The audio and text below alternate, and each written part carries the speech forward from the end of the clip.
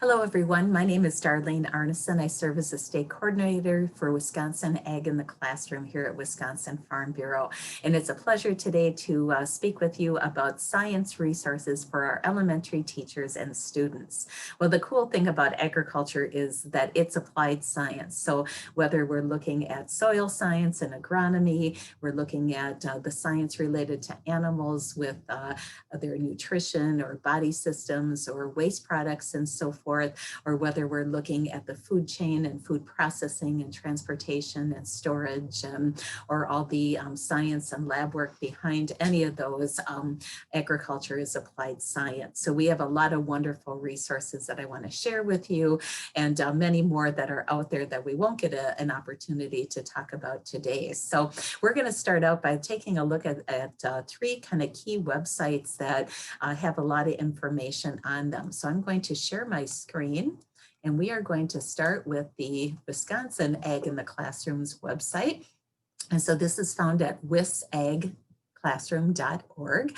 And under it, you'll find that we have events and activities. We have our 4th and 5th grade essay contest, National Ag Day. But under the lessons and resources, this is where you'll be able to find lesson plans and other teaching resources. So as we go through our science related ones, we have a whole series of ag mags the American Farm Bureau does. It's a 4-page kind of newspaper that focuses on different topics. So we do have some on ag sciences and ag innovations and food waste and so forth that tie in science to agriculture.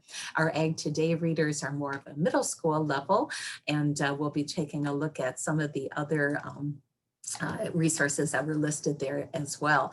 Our monthly themes each month, we kind of feature a crop and an animal each month, and all the different links to different educational lesson plans and YouTube videos and activities and hands-on things. So you may want to check out the different themes if there's a topic that you're looking at. We also share on here the Cranberry STEAM Learning Project, which was a set of lessons that was developed after the Wood County Farm Technology Days by a group of people working with cranberry education. So they're tying those cranberry lessons to science, technology, engineering, art, and math. We have hands-on activity books and so forth. We have essay contests and so on. We have our Fun Faces of Wisconsin Agriculture. Another resource that can be found in the link for it on the 6th through 8th grade lesson plan, although I have a lot of elementary teachers that use these, are the soybean science kits. And this kit has about 21 different lessons in it and enough resources in there for about 30 students to do those. We have a number of these kits placed around the state that we have some county volunteers that are kind of our soybean kit host who take care of them for us. So I encourage you to take a look at those. But they tie science and agriculture together by making gloop and oobleck and learning about emulsions and so on using soybean and other agricultural products. We also have our book program where we have hardcover books on a variety of different topics that have educator guides along with them. And so those are also great science related resources. The next website that I'm going to share with you is our National Ag in the Classroom website. And this is just a wealth of information on this website. And I really encourage you to take a look at the different parts of it. One of the things that we have is a curriculum matrix. So if we put in, let's say, cranberries here, which I have at the top, it will search for all those lessons that relate to cranberries, or if we want to do dairy, we could do that.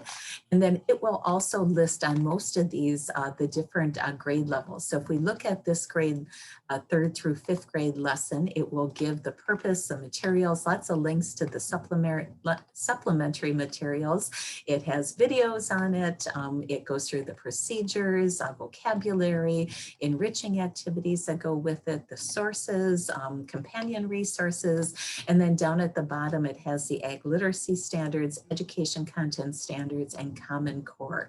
So you can search, for those. You can also do a more detailed search when we are looking for resources where you can actually put in what grade level, content area, ag literacy outcomes, or Common Core. The only thing I ever encourage teachers to keep in mind is that sometimes if we search for too specific of a resource, it may not find it. So I usually start out with the commodity or what you're looking for, and then kind of narrow my search down from there. The other cool thing about the matrix is that you can also set up a binder.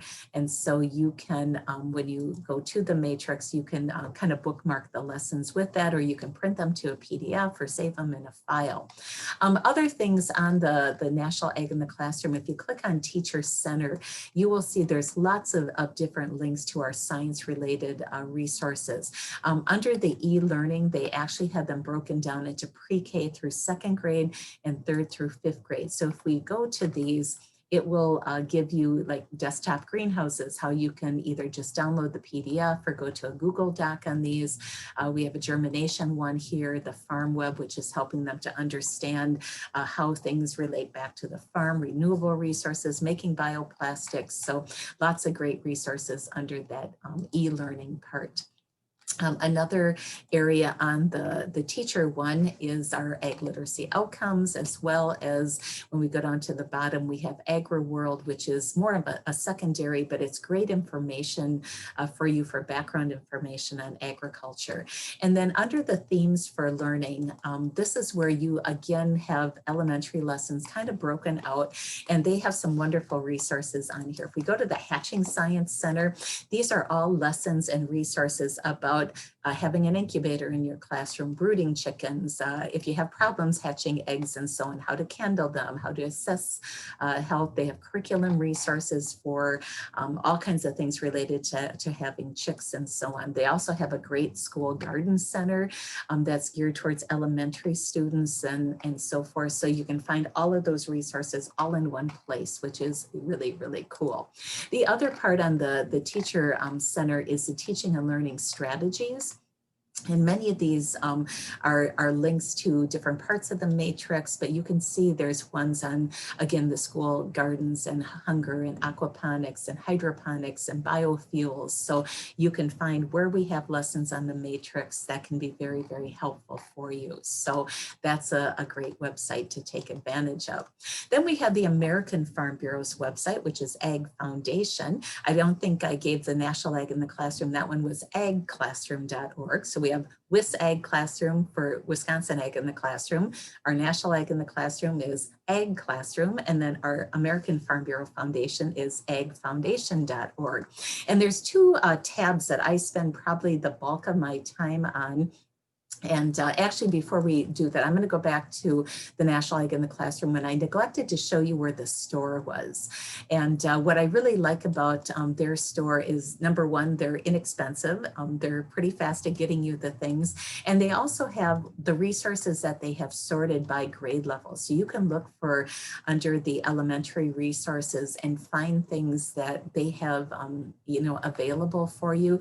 The store its purpose is to help make it easy to use, easy to find resources when you're teaching about various topics and so on. So if you're teaching about eggs, they've got a DVD that they have. They have a really cool apple model.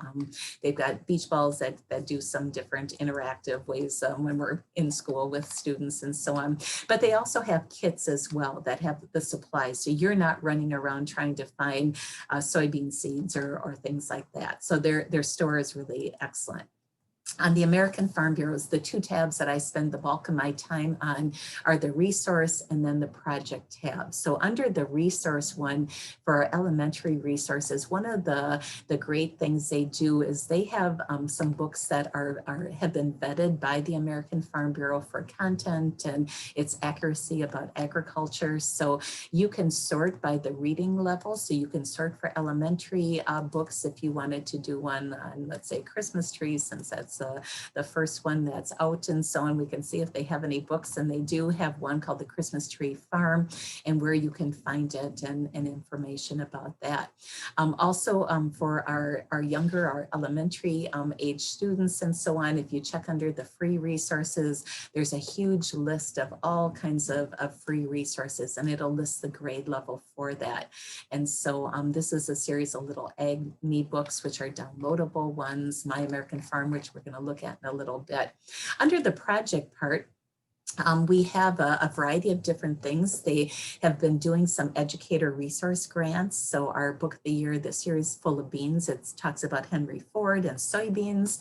They have White Reinhardt resource grants. They have the My American Farm, which we'll look at in a minute. And so those are great ways that you can learn about agriculture. They also have the Book of the Year program, and we are going to go to My American Farm, which I'll actually just pull the website over. So My American Farm is a series of online games for pre-K through 5th grade students. So you can sort by your grade level and find the games that they have. It will talk about what subject areas that they have. They do different topics. So if you're looking at things on food production and so forth, you can play the game. They also have when we go to the for educator part in the classroom, it will have, you know, who might be using these. So if we go to the teacher part, it will have an implementation guide. It has the different lessons, how to do a science day camp. They have things on drones and satellites and templates and so forth. So lots of great information for teachers. It has the alignment to standards. So if you're teaching to a particular one, it will give you the outline of which games and what standard they're addressing. So that may be really, really helpful for you as well. So lots of great resources on that part.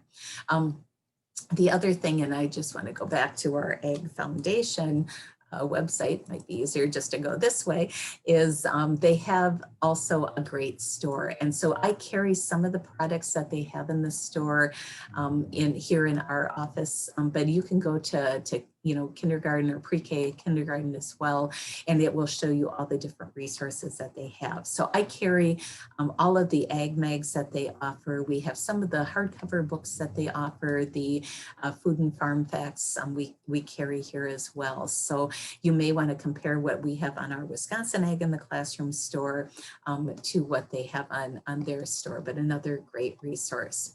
Also in agriculture, we are very fortunate to have the support of many of our commodity groups, both on a state and national level, who produce a lot of good educational resources, science related about their commodities. So this is the Dairy Farmers of Wisconsin's website. So if we go to youth and schools, we can do dairy in schools, and you can find the grants and so forth that they have. They have links to educational resources. Under dairy education, there's some downloadable resources, activity sheets, links to videos that they have, sing-alongs and so on. They also work closely with the Alice in Dairyland program. So they have a video and curriculum that Alice helps to present. So lots of wonderful resources on there.